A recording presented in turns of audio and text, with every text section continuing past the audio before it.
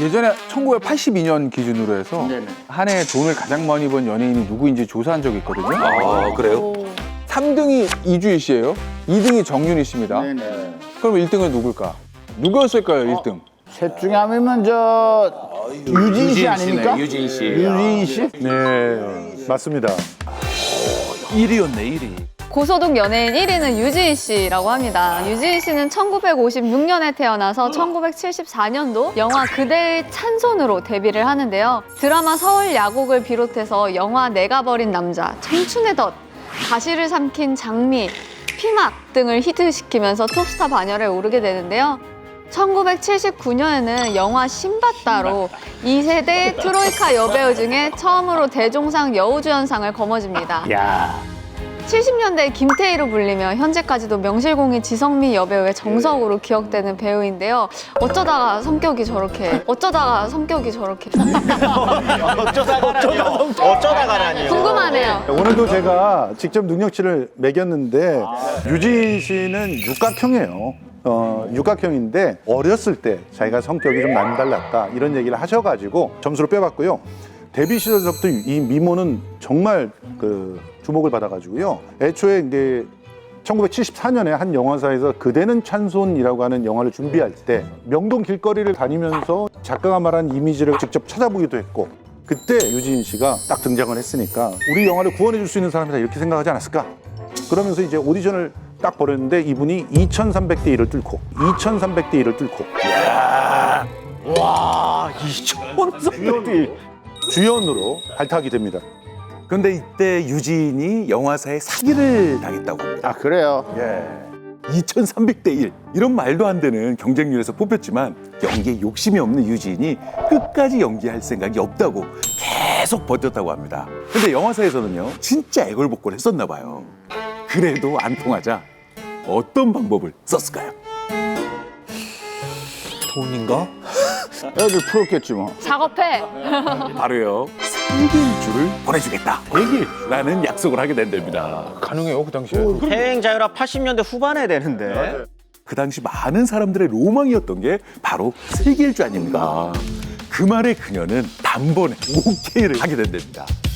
하지만 결국엔 영화사에서는요 세계일주를 보내주지 않았다고 해요. 안 보내주겠죠. 안 된다니까. 해외여행 자유라가 아니라니까. 유재는요 영화사에 속아서 연기를 처음 시작하게 됐다며 회고하기도 했습니다. 그렇게 속았구나. 유진 씨가 군인의 딸이세요. 맞아요. 군인의 딸이신데 대령이셨습니다. 대령. 그 당시는 높은 거지. 급이거든요. 별 직전이죠. 근데 이제 아버지가 엄격하게 좀 가정교육을 좀 했었다고 합니다. 아, 그래요? 네, 일단 새벽에 일어나야 되고요. 10시에는 소등합니다. 본인이네. 소등. 그다음에 아버지보다 전에 집에 일단 도착해 있어야 되고 인사를 다녀오셨어요가 아니었대요. 단결 에이, 설마. 에이. 충성 아니, 본인 회고입니다. 본인 회고. 아버지, 충성! 네, 충성 이렇게 하고 식사할 때 말하면 안 되고 10분 안에 다 먹기. 와. 거의 최전방 스타일이에요? 그렇죠. 네, 최전방 스타일이에요. 그래서 그렇게 엄격하게 하다 보니까 아버지가 성격이 그러면요 딸도 성격이 그렇습니다. 고집이 이제 센 거죠. 갑자기 또 배우를 하겠다고 그러니까 반대를 이제 하셨던 겁니다. 사실은 고집이 셌다기보다 시대의 흐름이 유진 배우를 원했던 것 같아요. 시대가 최고의 영화, 최고의 드라마에 이렇게 출연을 하게 되니까 여자로서 태어나서 이 정도면 충분하지 않느냐? 그런데도 자신의 길을 갖다 좀 걸어가셨던 것 같습니다. 아버지의 결사반대에도 막무가내로 배우를 시작한 유진은요 막상 배우보다 화장품 전속 모델로 활동하면서 스타덤에 오르게 됩니다. 현 화장품의 전신인 주다나 화장품이라고 들어보셨어요? 네, 그럼요. 그녀가 광고한 제품이 정말 난리에 도친 듯 우와. 많이 팔려 나갔다고 하는데요. 유진 얼굴만 갖다 붙여도 완판했다고 합니다. 화장품 광고로 스타가 된 유진은요 워너비 스타 1위를 차지할 만큼 스타가 된 상황이었고요. 다른 여배우들과 차별된 대학생이라는 신분에서 풍기는 도시적인 이미지가 강했다고 합니다. 지적 이미지네. 그래서 실제로 그녀는요 1세대 트로이카 배우 윤정희에 이어 1985년 한국 배우 중 두 번째로 석사가 되고요 명실공히 지적인 배우로 군림하게 되는 겁니다. 근데 유진 씨가 탑이 된 이유는 정윤희 씨하고 장미 씨한테 있다.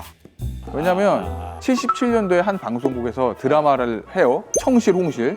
유명한 드라마죠. 청실 홍실 이게, 이게 그겁니다. 진짜 그 주제가요? 거기 주인공이 누구냐면 정윤희, 장미. 어마어마한 캐스팅이죠. 근데 이게 대박을 친 거야. 그러니까 방송국에서 또 드라마를 런칭을 해요. 서울 야구. 그때 막 떠오르는 라이징 스타인 유진 씨가 캐스팅을 한다고요. 이게 풍풍적인 화제를 일으키게 되는데요. 청실홍실 뜨고 거기에 서울 야구가 뜨니까 같이 이제 시너지 효과를 일으키면서 막 뜬 거잖아요. 그래서 그 드라마로 유진 씨가 정윤희, 장미와 완벽하게 2세대 트로이카 체제가 확립이 됐다. 드라마 이후 흥행복권이 된 유진은요, 79년에 개봉한 모든 영화가 흥행 1위를 하게 됩니다. 내가 버린 남자, 청춘의 덫, 불행한 여자의 행복, 가시를 삼킨 장미 모두 히트를 하게 됩니다. 특히 이대근과 함께 출연한 영화 신봤다는요, 서울 명보극장에서 개봉 한 달간에요 56,000명이 오게 됩니다. 단일 극장. 네. 아. 그리고 부산에서는요, 딱 일주일밖에 개봉을 안 했는데 1만 명이 훌쩍 넘는 관객을 모으게 된답니다. 이 당간 개봉인가 네. 그때는. 게다가 유진은요, 그의 영화 신봤다로 대종상, 여우주연상까지 수상하면서요, 1979년을 완전히 유진의 해로 만들어 버리게 됩니다. 이 트로이카 여배우들 중에 제일 처음 연기력을 인정받게 되는 셈이죠. 유진 씨는 굉장히 특이한 곳에서, 함부로 갈 수 없는 곳에서 인기가 있었습니다. 해외? 이분이 이제 이한영 씨라고 하는 분인데 북한 분이거든요. 북한에서도 엄청난 분입니다. 김정일 처족합니다. 그러니까 이제 쭉 위로 따라 올라가면 성혜림이 불륜 사이인 거잖아요. 김정일의 성혜림의 아들이 김정남이에요. 김정남의 사촌 동생이 이한영입니다. 근데 이제 이 이한영이 태생이 좀 그렇다 보니까 김정일이 해외로 많이 보냈었어요. 어렸을 때부터. 그래서 이제 이한영 같은 경우는 모스크바에 있다가 제네바로 가게 되는데, 제네바에서 미국을 가고 싶다는 이유로 뜬금없이 한국 대사관으로 와요. 맞아요. 이거 되게 미스터리한 사건이거든요. 그런데 한국 대사관에서 이한영을 엄청 꼬셔요. 탈북해라. 한국으로 오면 이런 것도 해주고 저런 것도 해주겠다. 그래가지고 이 이한영이 결국에는 한국 비행기를 탑니다. 그래서 한국으로 넘어오는데 전광판에 이 유진 씨 사진을 보더니 알아봤다는 거예요. 북한에서도 봤다는 얘기네. 그래? 그게 사실 말이 안 되잖아요. 이제 한국 드라마나 영화가 상영될 수가 없는데 알고 봤더니 김정일의 집에 놀러 가면 아하. 극장이 있었던 거예요. 엄청나게 큰 극장이 이렇게 있었는데 거기에서 김정일이 보고 있는 유진이 나온 한국 영화랑 드라마를 본 거죠. 어쨌든 북한까지 인기가 있었다는 거 아니에요. 최고의 인기를 호가하던 이 유진 씨도 한 앙케이트 때문에 그 이미지가 깨져버렸습니다. 바로 이제 매너가 가장 좋은 배우가 누구냐, 요걸 물어봤는데 누구를 뽑혔을까요? 흐름대로면 유진이어야 되는 거 아니에요? 맞습니다. 최고의 매너 여왕 해가지고 유진 뽑혔어요. 일단 1위가 매너 여왕 유진, 장미나 정윤이보다도 사실은 더 뭐 겸손하다 이런 얘기도 있었고 스태프한테까지도 잘한다. 그런데 이미지가 깨졌어요. 왜일까요? 한번 뒤집어 본 거 아니에요? 촬영장에서? 오히려 이제 반전이 있는데, 이제 스태프의 전언에 따르면 뭐 인사도 스태프들한테 뭐 아끼지 않고 뭐 야외에서 소주까지 한 잔 걸칠 정도로 그렇게 이제 매너도 좋고 사람을 잘 대하더라. 털털하더라. 네, 근데 문제는 바로 여기서 나온 거죠. 그 술자리. 주사가 있구나. 주사? 술이 한두 잔 들어가면 이제 조용하고 이 지적인 유진의 말투가 돌변한다는 거예요. 아하. 그럴 수 있죠. 저건 뭐. 단정하고 지적인 이미지였는데 여기서 상남자로 돌변해버린 겁니다. 이미지가. 좀 더 인간적인 매력이 있다고 그래가지고 더 도와줬을 텐데. 별명이 말술이래요. 외분비내과를 전공한 남재현입니다. 거의 한 2년에서 3년 정도 방송을 같이 하면서 알게 됐습니다. 또 언제나 회식을 했어요. 회식을 또 하게 된 게 또 유진 누나가 성격도 활발하고 굉장히 부드럽게 분위기도 이끌어주고 유진 누나가 있었기 때문에 매번 회식을 하게 되지 않았나. 그리고 이제 유진에 대한 또 다른 반전이 있는데요. 지성미 배우로 유명한 유진이 알고 보면 공부하는 거리가 굉장히 멀었다고 합니다. 하기도 알고 보면 이 유진은 자신의 지적인 이미지에 대해 죄책감까지 느끼고요. 가짜 이미지 같은 느낌이라서. 실제로 대학생 때는 학사 경고를 받고 교수에게 호출되는 게 일쑤였다고 합니다. 결국 학점을 채우기 위해 막판 스포트로 겨우겨우 졸업을 한 거라고 합니다. 근데 사실 그때는 학사 경고 받는 게 낭만이라고도 얘기를 했기 때문에 저도 많이 받았어요. 예, 맞아요. 그럼 그래서 기본이죠. 예. 호탕하고 장난치는 걸 좋아하다 보니까 4차원적인 성격이 있더라. 이런 얘기를 들은 적도 있다고 합니다. 유진 씨가 또 특이한 이력이 하나 있습니다. 또요? 굉장히 특이한 이력. 이게 다른 트로이카 배우들과는 달리 스캔들이 없습니다. 맞아. 그래서 별명이 있었대요. 향기 없는 꽃. 이쁜데 향기가 없다. 야, 향기 벌이 안 날아온다는 거죠. 그렇죠. 유진 씨는 세 사람 중에서는 제일 깔끔한 아주 그냥 똑 떨어지는 하도 아무 그 스캔들이 없는 유진 씨였기 때문에 어떻게나 보려고 촬영 현장에 가서 휴식 시간에 유진 씨 남자친구 있지? 완전 기절을 그때는 스캔들이라는 게 굉장히 그 조금 치명적일 때예요. 그러니까 아주 굉장히 그 목숨을 걸고 이렇게 자기 방어를 했던 그런 시대 배우들이었기 때문에 혹시 추측 기사로라도 뭘 쓰지 않을까 싶은 마음에 촬영을 못하는 감독이 와가지고 이 형 좀 살려줘. 이거 어떡하려고. 약 1시간 정도 찍으면 그 다음 또 가야 되고 다시 와야 되고 1분 1초 후에 애껴 써야 되는데 애를 저렇게 망가뜨려 놓으면 우리는 어떻게 해. 그래서 내가 아주 까꾸로 싹싹 빈 적이 있어요. 아니라고 그냥 내가 던져본 거라고. 절대 아니라고.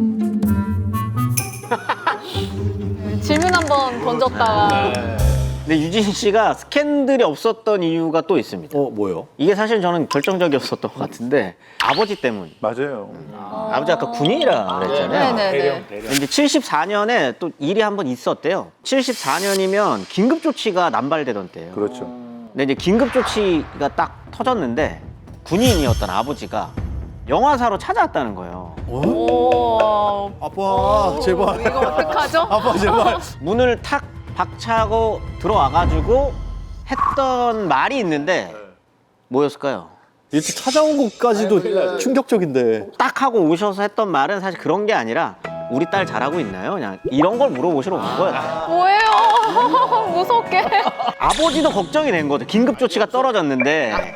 근데 이게 소문을 낳잖아요. 그쵸. 갑자기 아빠가 영화사 문을 박차고 들어왔다더라. 계급장 보니까 대령이더라. 막 이러니 남자 배우들이 접근을 못했다는 거예요. 그랬을 수 있을 것 같아요. 네, 그래서 이게 그렇게 후회되는 일이라고.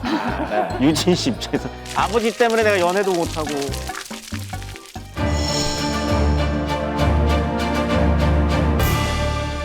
29일 시집 간다? 1986년 유진은요 갑작스럽게 결혼 발표와 함께 연예계 활동을 일체 안 하겠다고 선언을 합니다. 남편은 대전에서 태어난 훈남이자 치과 의사라고 하는데요. 사실은 시댁에서 반대가 좀 심했어요. 남편의 집안이요 대대로 내려오는 의사 집안입니다.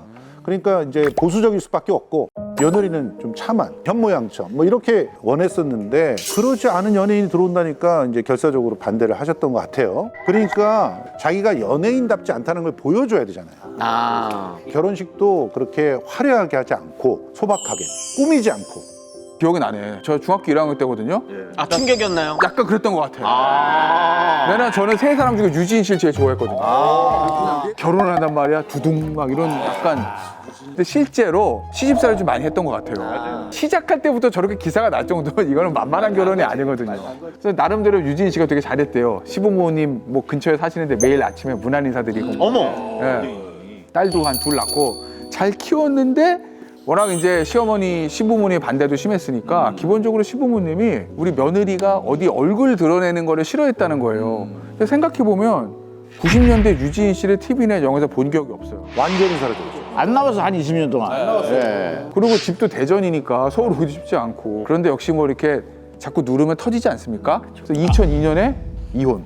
아, 이혼을 했어요? 예. 그리고 연예계에 다시 복귀하신 거죠. 아 그래서 복귀했구나. 본인이 나중에 연예계에 컴백하고 이런저런 자리나 이런 데서 얘기하시는 거 보면 나는 내가 제일 똑똑한 줄 알았는데 내가 제일 바보였다. 왜냐면 그 살아온 세월들을 생각해 보니 내가 바보였다. 뭐 이런 거겠죠. 세 분이 다 뭐 다른 선택들을 하시는데 정윤희 씨는 아예 그 다음부터는 나오지 않았고 장민 씨는 계속 연예계에 남아 있었고 유진 씨는 나중에 복귀를 했고 그런데 그 결국 자기가 제일 손해봤다 이런 생각을 하셨던 게 아닌가 생각이 듭니다. 근데 이제 이렇게 돌싱이 된 이 유진 씨한테 스캔들이 터집니다. 바로 이분 배우 이영하.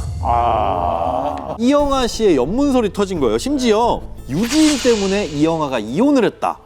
이런 소문이 일파만파 퍼지게 됩니다.